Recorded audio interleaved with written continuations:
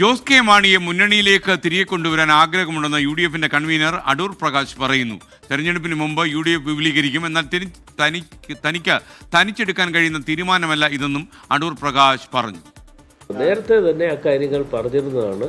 അത് ഏത് തരത്തിൽ കൊണ്ടുവരാൻ പറ്റുമെന്നതിനെക്കുറിച്ച് ഞങ്ങൾ ആലോചിക്കും. അത് ഞങ്ങളുടെ മനസ്സിലുള്ള ഒരു കാര്യമാണ്. ജോസ് കെ മാണി ഉൾപ്പെടെയുള്ള ആളുകൾ വിട്ടുപോയത് ശരിയല്ല എന്ന അഭിപ്രായം UDFനെ സംബന്ധിച്ചിടത്തോളം ഉണ്ട്.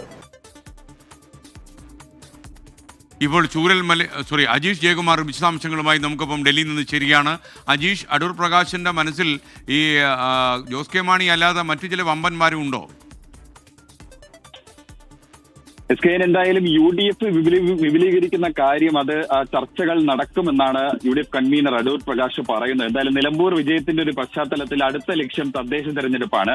അതിനുശേഷം 2026 തെരഞ്ഞെടുപ്പിലേക്കുള്ള ഒരുക്കമാണ്. പക്ഷേ ഈ ജോസ് കെ മാണി അടക്കമുള്ള, അതായത് UDF വിട്ടുപോയവരെ തിരിച്ചു കൊണ്ടുവരുന്ന കാര്യത്തിലടക്കം UDF ചർച്ച ചെയ്ത് തീരുമാനമെടുക്കും.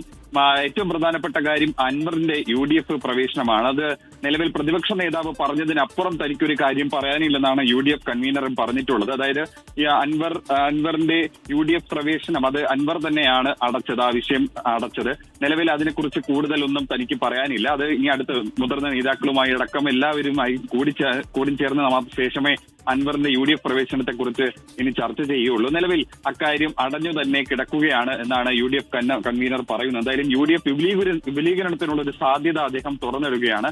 പ്രധാനമായും ഈ UDF വിട്ടുപോയ കക്ഷികൾ, അത് ജോസ് കെ മാണി അടക്കമുള്ള കക്ഷികളെ തിരികെ എത്തിക്കുന്നതിലാണ് ഇനി അടുത്ത UDFന്റെ നീക്കം നടത്തുന്നത്. എന്തായാലും അതെല്ലാം ഇനി ചർച്ച ചെയ്ത് അടുത്ത UDF യോഗത്തിൽ പ്രധാനമായും ചർച്ച ചെയ്തതിന് ശേഷമായിരിക്കും അക്കാര്യങ്ങളിലടക്കം തീരുമാനമുണ്ടാവുക. എന്തായാലും അടുത്ത തദ്ദേശ തെരഞ്ഞെടുപ്പിന് ഒരുങ്ങുകയാണ് UDFന്റെ പ്രധാനപ്പെട്ട ലക്ഷ്യമെന്നാണ് UDF കൺവീനർ പറഞ്ഞു വെക്കുന്നത്.